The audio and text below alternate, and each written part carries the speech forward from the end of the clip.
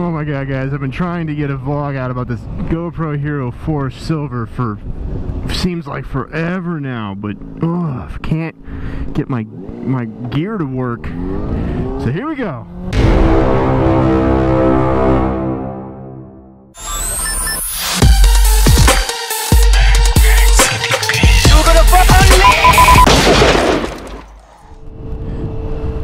So you might notice something new. If you watch my vlogs, you'll know this angle looks a lot better. And the reason it looks better is because, well, it is. This is the SuperView on the GoPro Hero 4 Silver. Now the 3 Plus Black has SuperView as well, but what I was using before was a 3 Plus Silver. It had wide, which was really good, but it didn't have SuperView. So I'm going to give you my opinion on the Silver 4 and the 4 series and why I got the Silver as a motovlogger. So my options were stick with the borrowed one that I had and piss my friend off more, or go back to my 3 white, which was just garbage, or I can go get a 3 Plus Black or a 4 series. So the answer was actually pretty clear once I did my research, and here's why I got the 4 Silver. Mainly price. So if you look around and you start reviewing comparisons between the 3 Plus Black and the 4 Silver, you'll see a lot of them saying that the 3 Plus Black is $50 less than the Silver, which was the case a while ago, which it isn't now. GoPro is not making this the 3 Plus Black anymore, so you can't go to GoPro.com and buy it. But you can find it on Amazon, and surprisingly, now it's actually more expensive than the Silver, 4 Silver.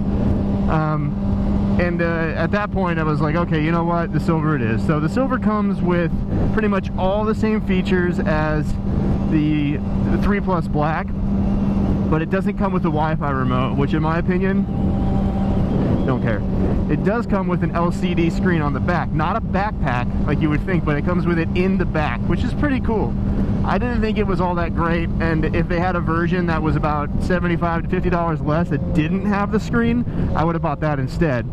But now that I have it, I actually kind of like it, and I'll share my opinions on that too.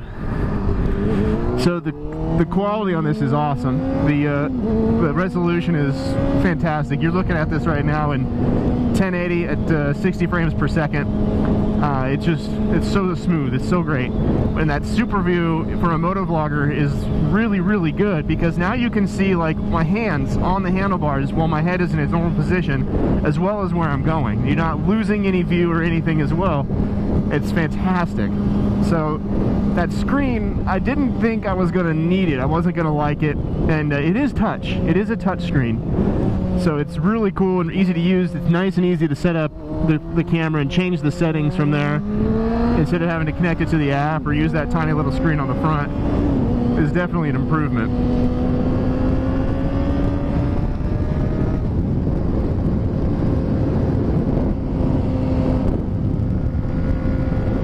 But the best part about that screen is they did a lot of improvements on the 4 to the captures, like the single photo capture and the burst capture. The quality is now better on the pictures, and what the screen ends up doing is it turns it into a very viable camera for still photos, because you can see what you're taking a picture of and see what the picture looks like afterwards immediately, and you can edit the picture, not edit, but you can change the picture or delete the picture and take a new one if you need to. So that makes a huge difference. If you've ever tried to take a picture with the GoPro, you'll know what I'm talking about. So now I can do that, which I've never been able to do before, so that's kind of cool. Not to mention playback, I can delete it straight from the camera. The playback is really good too. You can fast forward, rewind, pause, and the audio is decent.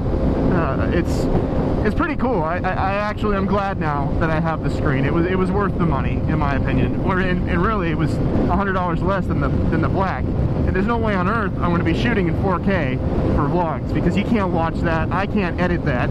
It's just not worth it to me.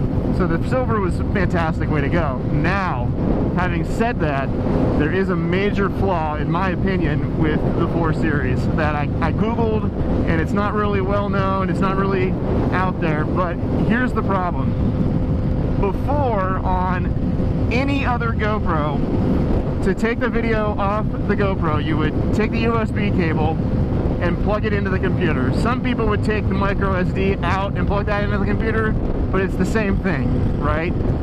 You get a folder that pops up on your desktop, and you can play the files, and if you like them, you can take them and save them, and then you format the disc, and everything goes back to normal, and you continue vlogging, and you're happy, and you're making videos, and it's cool. Now, this new thing they did was, there's like a proprietary system almost, where when you plug it in, it downloads a driver, and you don't have a choice in it, and it pops up a window, and the window says, would you like to import the files, browse, and you have a couple other options that are kind of pretty much meaningless. So I choose browse. I'd like to view in a folder. So the folder pops up and you got your files and it looks normal. I'm like, okay, well, what's this video look like? You double click it to play it, and it fucking downloads. It has to download it into a temp folder before you can play it. That doesn't seem like a big deal, but if you're recording 3 gig vlogs, you gotta wait 30 minutes sometimes before you can actually watch your video. So you have to pull everything off of it and then watch it, unless you want to watch it on the LCD screen, which is pointless if you want to see the quality. So it really pisses me off that there's no way around it. So you would think, okay, we'll just take the SD out, plug it in your computer, but no. It's been formatted into its own bullshit, so you can't do that. It'll pop up that same window when you plug it in. So, unfortunately, my vlogs now, if I use this, will be a lot more spread out, because I cannot open these while I'm at work and view it in the background and listen to it, because I have very limited space on my work computer. I just can't do that. So it's a much more hassle, and it adds a lot of time to your editing and your trimming and everything, and it's just, that part really frustrates me. And the other issue I've had is with the app connectivity. I somehow got it to connect to the app. I have no fucking clue how I pulled it off. It was way too confusing compared to all the other GoPros that I've used, and it works somehow, and it's still spotty. I don't know how, if I had to change it, I couldn't. And I also tried to get it to connect via Bluetooth, and I just couldn't get that crap to work either. So it works, and that's fine, until I went to update it. There was an update that came out, and it bricked about 5 times before it finally went through, and the Wi-Fi needs some improvement. So they did, that update did release some changes to the Wi-Fi. It's still just as confusing as fuck, but it's a lot better. So take these all into consideration when you're going to buy it. I'm still happy with the GoPro. The end result is quality, and because that's what you guys see, and I'll deal with some hassles for you guys, because I love you. You're so cool. But the super wide is worth it. If that hassle is too much for you, go find a 3 Plus black, because that's pretty much your only option to get that super wide without the BS that this thing has, unless they fix it. So all in all, great camera. Look at it, it makes it look like I'm going so much faster too, and that's, I think, what happened with Suburban Delinquent and EM187. I always watch their videos. I'm like, man, how is he hauling so much ass off the line? And now I realize that it's not sped up. It's just SuperView. It's really, really cool.